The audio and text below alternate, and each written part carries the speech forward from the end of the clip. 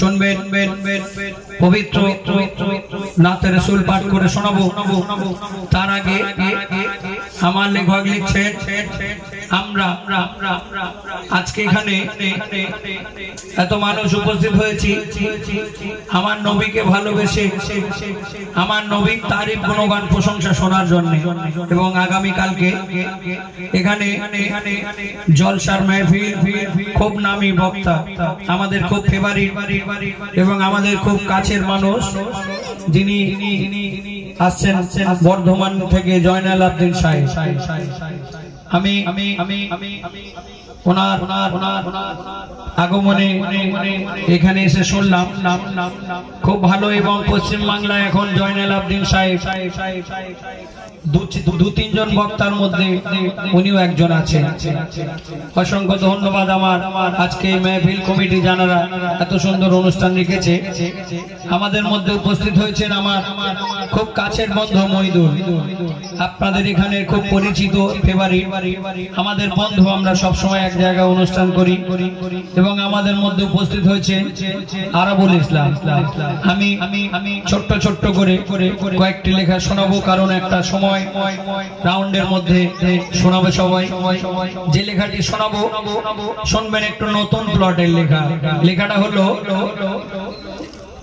অজানা কে জানো ও খোদার প্যারা,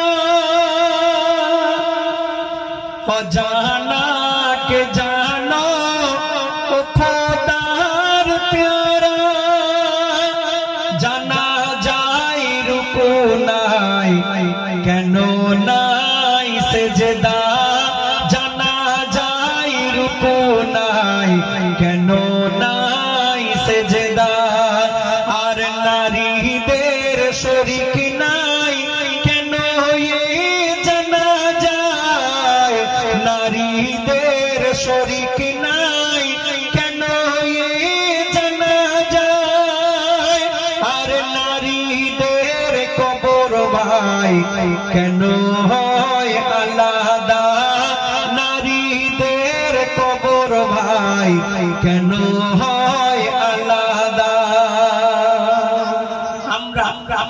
আমরা দেখবেন যখন কোনো আমাদের মহল্লার মধ্যে কোনো মাইয়াত হয়ে যায়, সে মাইয়াতকে আমরা যারা কবরস্থানে নিয়ে যাই দাফনের জন্য, তার আগে তার জানাজার নামাজ পড়া হয়।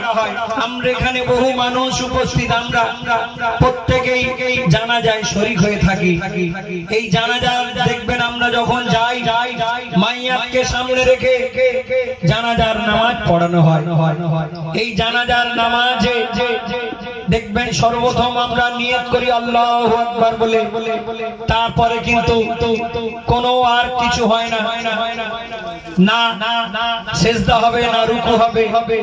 তারপরে দেখবেন সরাসরি সালাম ফিরে নেওয়া হয়। এই জানাজার নামাজে এটা নামাজ, কিন্তু এতে রুকু হয় না, সেজদা হয় না। কেন আমরা অনেকে জানি না।